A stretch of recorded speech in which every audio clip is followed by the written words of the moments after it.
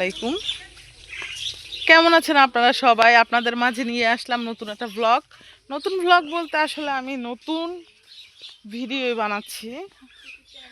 যাই হোক, তো এটা হচ্ছে আমাদের বাসার পাশের রাস্তা।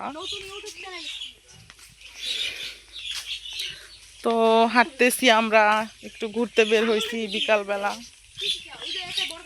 অনেক সুন্দর পরিবেশটা।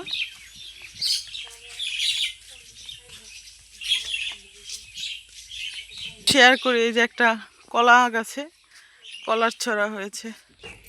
তো আর একটু শেয়ার করি, দেখেন খুব সুন্দর একটা ঢেঁড়স গাছ হয়েছে। তো এখানে দেখেন,